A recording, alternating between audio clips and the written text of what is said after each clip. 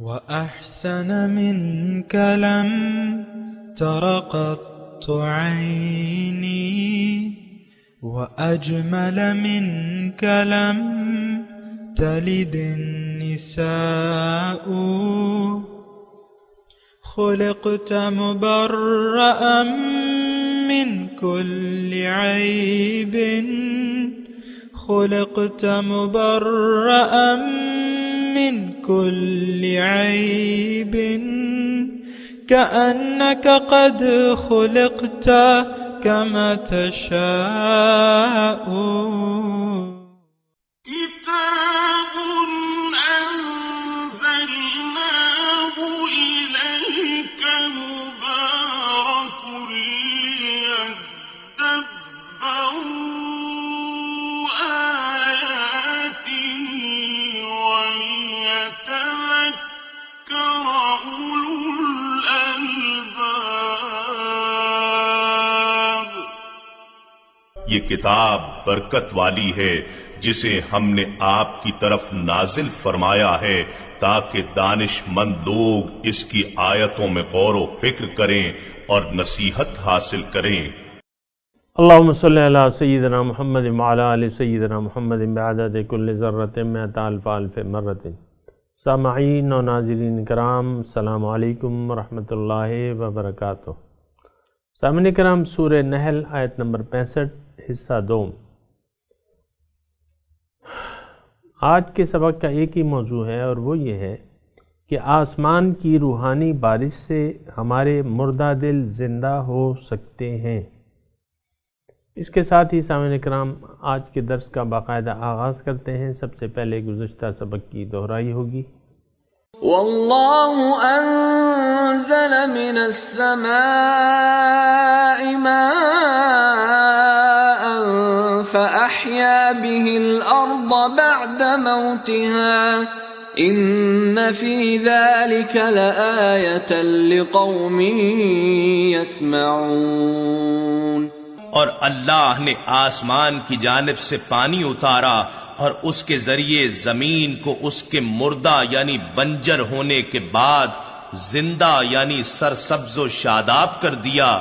بے شک اس میں نصیحت سننے والوں کے لیے نشانی ہے۔ سامعین کرام، سورہ نحل آیت نمبر 65 دوسرا حصہ ہے۔ لفظی ترجمہ: واللہ انزل من السماء ماء، اللہ تعالیٰ نے آسمان سے پانی برسایا، اور فاحیا بہ الارض بعد موتها، پھر اللہ تعالیٰ نے زندہ کی زمین کو بعد اس کی ویرانی کے۔ ان فی ذلک لآیہ، اس میں نشانی ہے بے شک لقوم یسمعون، جو سنتے ہیں۔ اللہ سامعین کرام، اللہ تعالیٰ کی جو قدرت ہے، اس کی جو نعمتیں ہیں، جو ربوبیت ہے، اس کا اللہ تعالیٰ تذکرہ فرما رہے ہیں کہ اور مقصد یہ ہے، یہ چند آیات ہیں، اس میں اللہ تعالیٰ کی نعمتیں مسلسل بیان ہو رہی ہیں۔ اس کا مقصد یہ ہے کہ ہم اپنے مالک حقیقی اور حقیقی رب کو پہچان لیں، اور جو حقیقی قوت ہے، جو یہ تمام سہولیات ہمیں فراہم کر رہی ہے، اس کو ہم پہچان لیں اور اس کے سامنے سر جھکا دیں، غیر سے مدد کے طالب نہ ہوں، غیر اللہ سے مدد کے طالب نہ ہوں، غیر کی طرف نہ دیکھیں، اللہ کے سوا کسی کی طرف نہ دیکھیں۔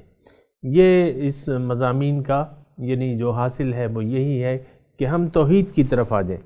اور بات یہی ہے سامعین کرام کہ اصل میں ہم شرک میں مبتلا ہونے کی دو بڑی وجوہات ہیں۔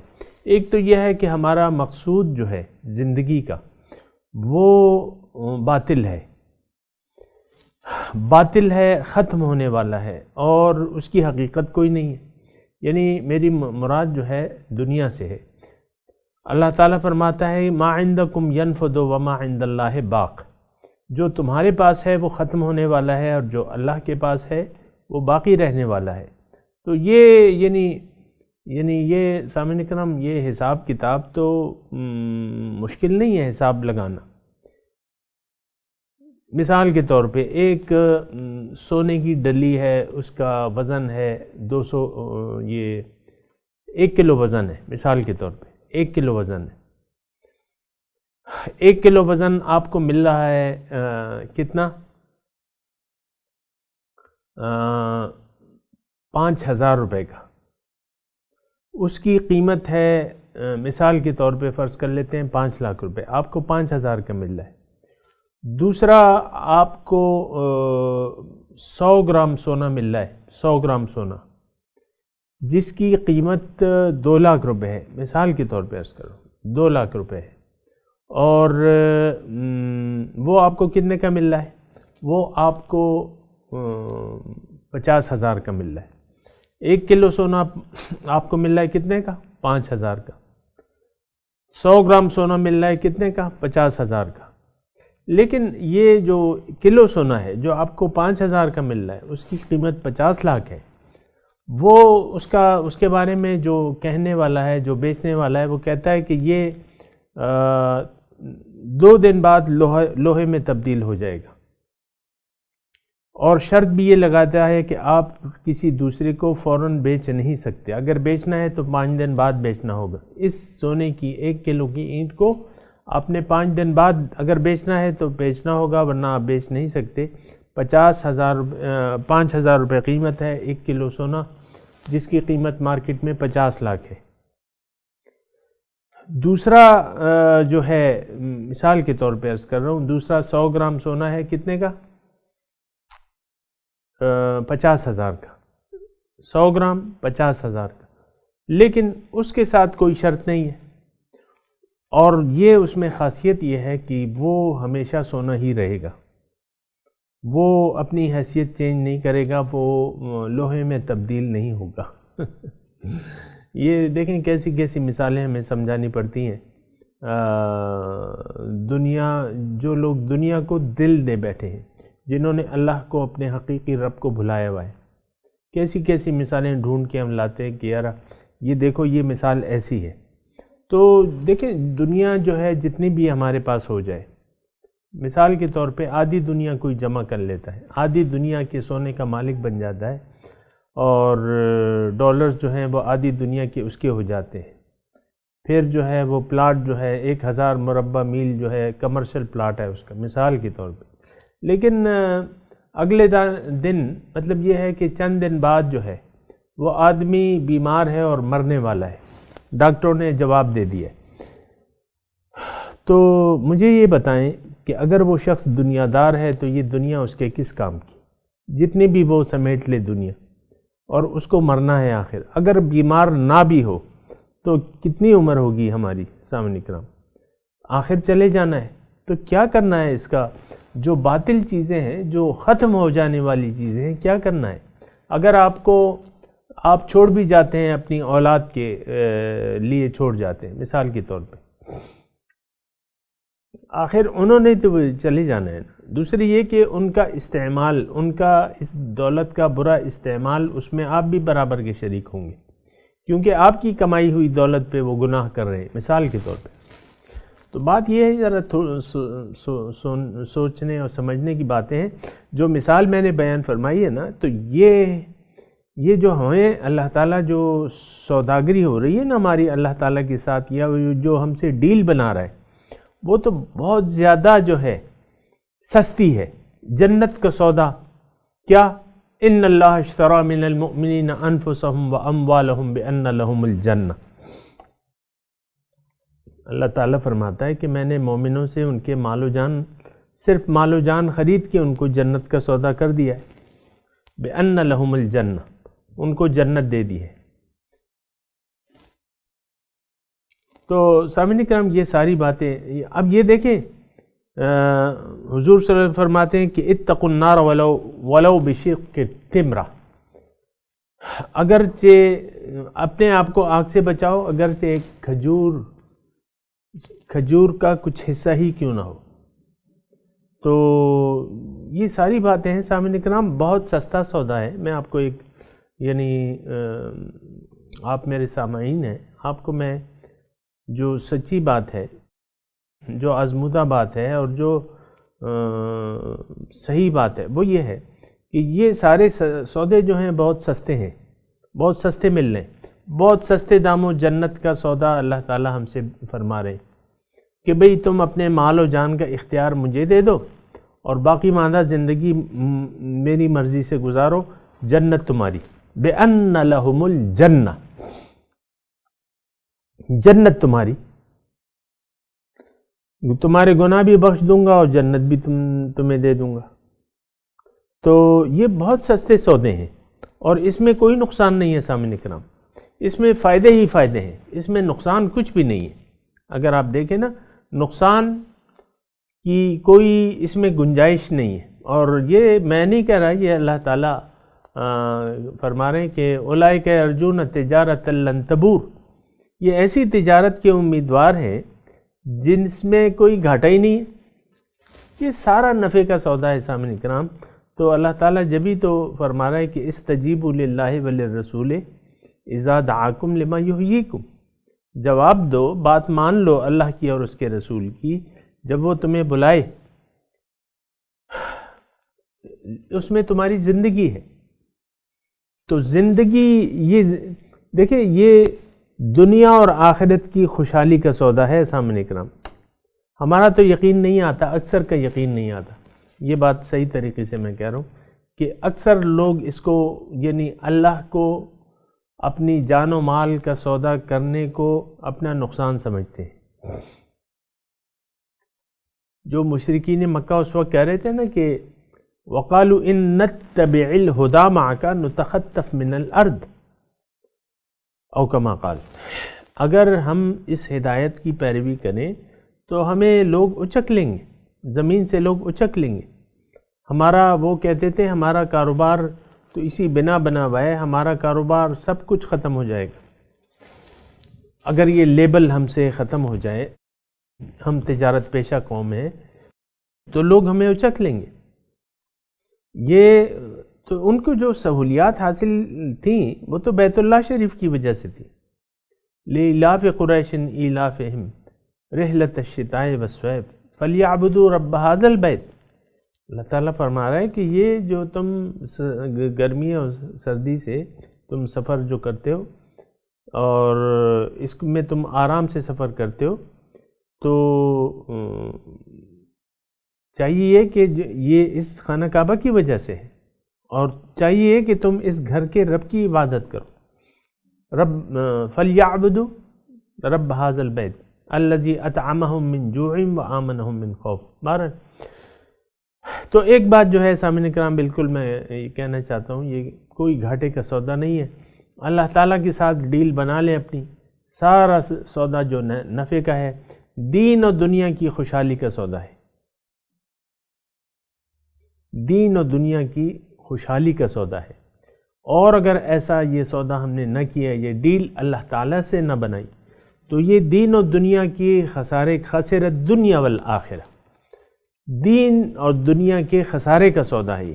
اگر ہم اللہ تعالیٰ کی طرف رجوع نہ کیا تو پھر یہ دین و دنیا کی، اس پہ میں بات پہلے بھی کر چکا ہوں، لیکن ابھی آتے ہیں اس مضمون کی طرف۔ اللہ تعالیٰ اپنی ربوبیت بیان کر رہے ہیں، اپنی قدرت، اپنی طاقت اور ربوبیت، انسان کو اپنا احسان جتا رہے کہ دیکھو واللہ انزل من السماء ماء فاحیا بہ الارض بعد موتها، زمین کو دیکھو، وہ مردہ زمین ہے، اللہ تعالیٰ نے اس میں پانی نازل کیا تو وہ زندہ ہو گئی۔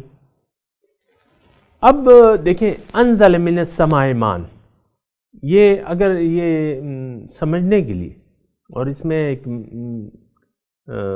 ایک مثال بھی ہے نا، یعنی دیکھیں اللہ تعالیٰ کا کلام جو ہے، کلام الملوک ملوک الکلام، عربی میں ایک مقولہ ہے کہ بادشاہوں کا کلام جو ہے وہ کلاموں کا بادشاہ ہوتا ہے، اور پھر اللہ تعالیٰ کی جو اللہ تعالیٰ نے کلام نازل کیا ہے، تب وہ تو اس ذات کا کلام ہے سامعین کرام، اس کے تو عجائب کبھی ختم ہو نہیں سکتے سامعین کرام، جتنی بھی ہم اس میں موہر و گوہر و موتی تلاش کریں وہ ختم نہیں ہوں گے۔ عجائب، اس کے عجائب جو ہیں، اس میں جو ہم آیت پڑھ رہے ہیں فَأَحْيَا بِهِ الْأَرْضَ بَعْدَ مَوْتِهَا، یہ مضمون اللہ تعالیٰ نے کافی جگہ ادا کیا ہے۔ كَذَلِكَ يُحْيِي اللَّهُ الْمَوْتَى، ایک جگہ یہ اللہ تعالیٰ نے فرمایا، یعنی یہ مثال دے کے کہ مردہ زمین زندہ ہو جاتی ہے، کذالک پھر اللہ تعالیٰ ارشاد فرماتے ہیں کذالک یحیی اللہ الموتى،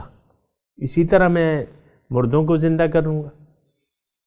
زندگی کی بارش ہوگی جو زمین میں سارے انسان جو ہیں زندہ ہو جائیں گے. کذالک یحیی اللہ الموتى، مردہ زمین ہوتی ہے، کوئی آثار نہیں ہوتے، بنجر مردہ پڑی ہوئی ہوتی ہے، بارش نہیں ہوتی،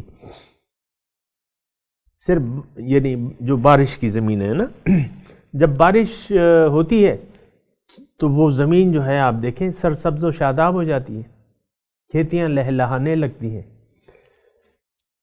تو ایک تو یہ ہے کہ اس میں حیات بعد الموت کا اللہ تعالیٰ دلیل کے طور پہ اس پانی کو لاتا ہے. پھر ایک اور جو اصلی نقطہ ہے جو اس سے زیادہ یعنی ہماری ضرورت بھی ہے، وہ یہ ہے کہ ہمارے دلوں کی زمینیں جو ہیں بنجر پڑی ہوئی ہیں. انسانی زمین، سامعین اکرام، انسانی جو زمین ہے، جو دل و دماغ کی کھیتیاں ہیں، یہ بنجر ہیں. اللہ تعالیٰ کی ہدایت کے بغیر یہ ہدایت پا نہیں سکتی، اپنا راستہ یہ معلوم نہیں کر سکتی، اپنے مقصود تک پہنچنے کا راستہ یہ معلوم نہیں کر سکتی.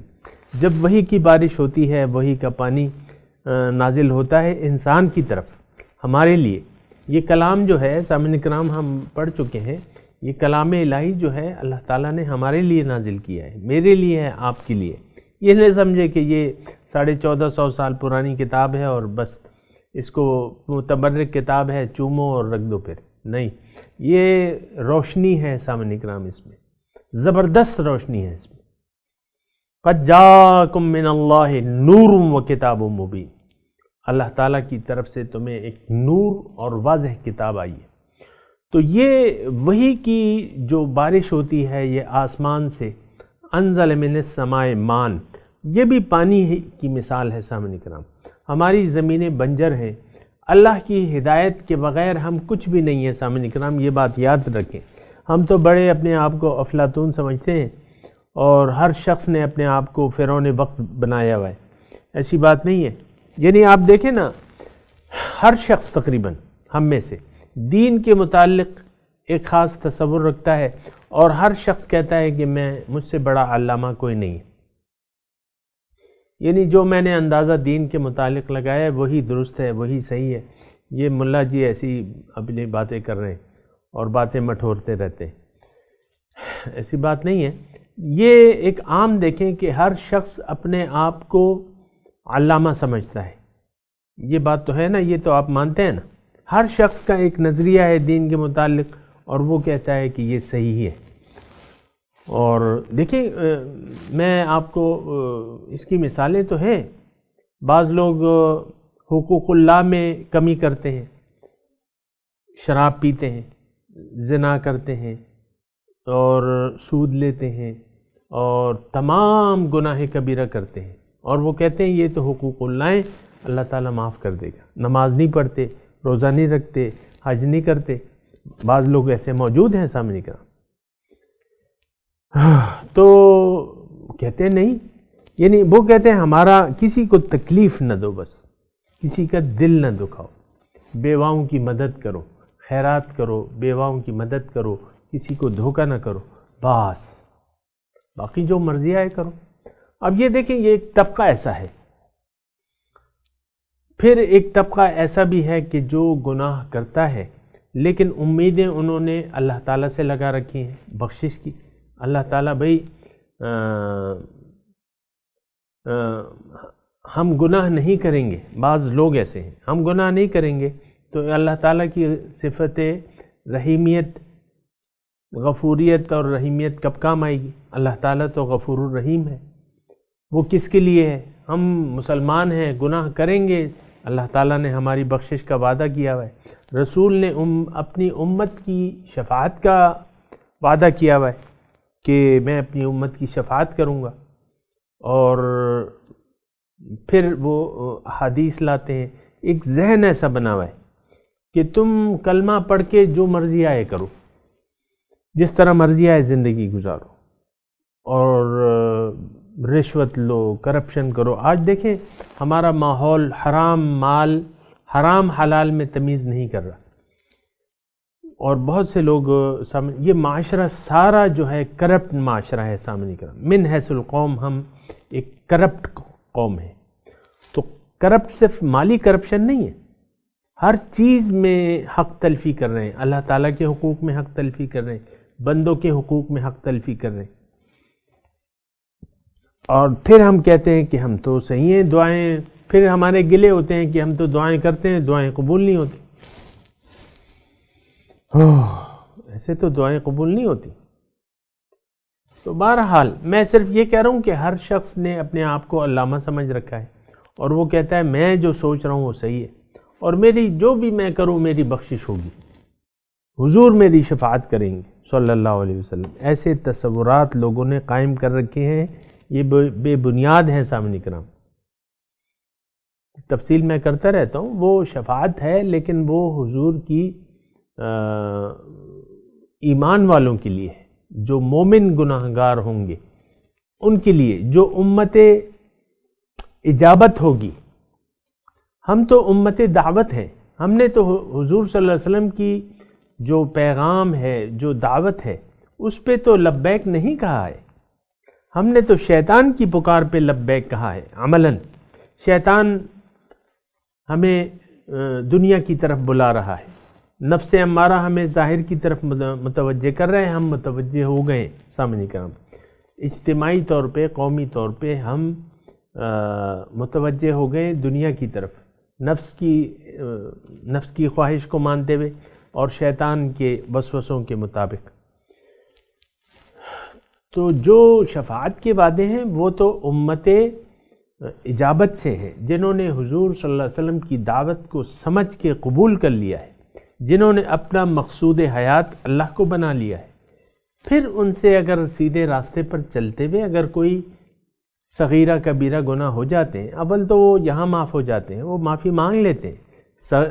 مومن جو ہے وَلَمْ يُصِرُّوا عَلَى مَا فَعَلُوا وَهُمْ يَعْلَمُونَ، گناہ پہ مومن اصرار نہیں کرتا. یہ تو ہماری بغاوت ہے سامنے کرام. ہم تو باغی بن چکے ہیں اللہ تعالیٰ کے احکامات کے. بہرحال آگے بڑھتا ہوں سامنے کرام.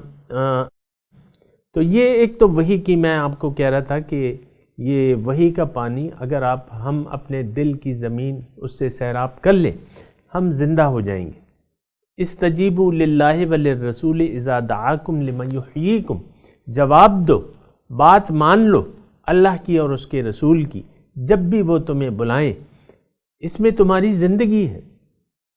فَأَحْيَا بِهِ الْأَرْضَ بَعْدَ مَوْتِهَا، پھر اس پانی کے ذریعے جو آسمان سے پانی آتا ہے اس کے ذریعے میں مردہ زمین کو زندہ کر دیتا ہوں.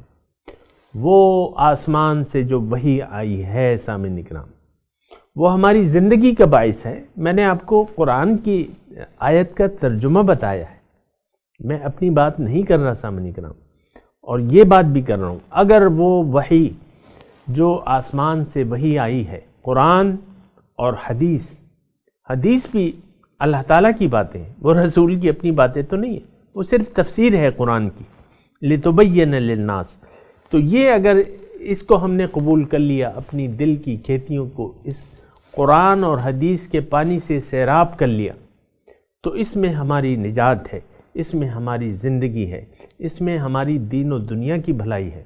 اگر ہم اس طرف متوجہ نہ ہوئے، جس طرح کہ آج صورتحال ہے سامعین کرام، ہم قرآن اور حدیث کی طرف متوجہ نہیں ہونا چاہتے. جو کوئی بھی ہمیں کہے، دیکھیں میں آپ کو ایک بات کہتا ہوں، حضور صلی اللہ علیہ وسلم جب مدینہ تشریف لائے تو وہاں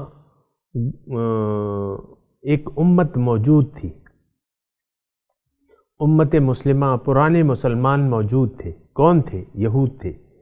کون پیغمبر تھے؟ کس پیغمبر کے امتی تھے؟ حضرت موسیٰ علیہ السلام کے. وہ آئے مدینے اس لیے تھے کہ وہ نبی آخر الزمان یہاں آئے گا، ہم اس پر سب سے پہلے ایمان لائیں گے. لیکن جب ان کے سامنے وہ رسول آئے، فلما جاءہم ما عرفوا کفروا بہ، جب وہ رسول عظیم الشان ان کے پاس آئے جس کو انہوں نے پہچان لیا، ان سے انکار کر دیا. آج سامعین کرام، ہم میں یہود میں کوئی خاص فرق نہیں ہے. ہم نے اپنے رسول کو پہچان لیا ہے، لیکن ان کے طریقے پر چلنے سے ہم من حیث القوم انکاری ہیں۔ اللہ تعالیٰ کے قرآن کو قبول کرنے سے من حیث القوم ہم انکاری ہیں، برائی پر ہم خوش ہیں، اللہ سے باغی معاشرے پر ہم خوش ہیں قومی طور پہ۔ آپ دیکھیں نا، ہم نے کس کو اپنے لیڈر بنا لیا ہے۔ معذرت نہیں کر رہا میں آپ سے، آپ سوچیں کیوں معذرت کروں میں، اس میں معذرت کی کیا بات ہے؟ ہم نے کن لوگوں کو اپنا لیڈر بنا لیا ہے، کس کو زندہ باد کہہ رہے ہیں، کس کی بات سن رہے ہیں؟ میں نے آپ کو اپنا واقعہ بیان کیا تھا نا، ایک دکان میں بیٹھا ہوا تھا، تو باتیں ہو رہی تھی، سیاست کی باتیں ہو رہی تھی، تو وہ ایک جو پارٹی کا کارکن تھا وہ کہتا ہے میرا لیڈر اتنا اچھا لیڈر ہے، اگر یہ کسی کافر کو بھی کھڑا کر دے تو میں اسی کو ووٹ دوں گا۔ یہ میری اپنی آنکھوں، یہ اپنے کانوں سے میں نے اپنی آنکھوں سے دیکھا اس آدمی کو، اپنے کانوں سے سنا، اب بھی جانتا ہوں، لیکن میں اپنا واقعہ بیان کر رہا ہوں۔ اب یہ دیکھیں ہم نے کن کو اپنا لیڈر بنایا ہوا ہے، اور ہماری اپنی کیا حالت ہے کہ ہمارا لیڈر حق ہے، وہ جو کچھ بھی کہے وہ حق ہے، زندہ باد۔ پرایا لیڈر مرد آباد، ہمارا لیڈر زندہ باد۔ اگر وہ کسی کافر کو بھی کھڑا کرے ہم اس کو ووٹ دیں گے۔ یہ ہمارے اسلام کی حالت ہے، یہ ہمارے ایمان کی حالت ہے سامنے، یہ اجتماعی حالت ہے۔ کن یعنی کون لیڈران ہیں ہمارے، یہ بھی تو آپ دیکھیں نا، ہم کس کو، کون ہمیں لیڈ کر رہا ہے۔ تو باہر یہ ساری باتیں سوچنے کی ہیں سامعین کرام۔ تو اللہ تعالیٰ فرماتا ہے کہ یہ ان فی ذالک لآیہ، اس میں نشانی ہے، لقوم یسمعون، جو سنتے ہیں، جو دل کے کانوں سے یہ بات۔ اب دیکھیں بارش کی بات ہے، اللہ تعالیٰ فرمایا اس میں نشانی ہے، اور وہ نشانیاں میں نے آپ کو کچھ حد تک بتائی ہیں۔ مزید اس میں نے تو آپ کو کہا کہ کلام الہی کے عجائب نہیں ختم ہو سکتے۔ تو اس میں جو ایک تو یعنی مردوں کو زندہ کرنے کی دلیل ہے، اور دوسرا دل کی زمین کو زندہ کرنے کی اس میں دلیل ہے کہ آپ وحی کا پانی پی لیں، قرآن اور سنت، اس پر آپ ایمان لے آئیں، اللہ کو اپنا مقصود بنا لیں، آخرت کو ترجیح دیں دنیا کی زندگی پر، اور اللہ کے راستے پر چل پڑیں۔ آپ کی دل کی کھیتی جو ہے آباد ہو جائے گی، سرسبز و شاداب ہو جائے گی، آپ کی دل کو چین مل جائے گا۔ کیوں کہ بذکر اللہ تطمئن القلوب، اللہ کی یاد سے ہی دلوں کو چین ملتا ہے۔ اصل میں ایسا سامعین کرام، ایسے دھوکے میں ہم پڑے ہوئے ہیں کہ یہ ہماری باتیں سمجھ میں نہیں آتی۔ یہ جو میں باتیں کر رہا ہوں یہ ہماری سمجھ سے اوپر جاتی ہیں، کیونکہ ہم پھنس گئے ہیں، دنیا کے گرداب میں پھنسے ہوئے ہیں۔ لیکن اس سے ہمیں اپنے آپ کو نکالنا ہوگا، حق کی طرف آنا ہوگا، حق کو قبول کرنا ہوگا۔ سامعین کرام میں تلاوت کرتا ہوں، آپ میرے ساتھ دہرائیے۔ اعوذ باللہ من الشیطان الرجیم، بسم اللہ الرحمن الرحیم۔ واللہ انزل من السماء ماء فأحیا بہ الارض بعد موتها ان فی ذلک لآیۃ لقوم یسمعون۔ ترجمہ سنا دیجئے۔ واللہ انزل من السماء ماء،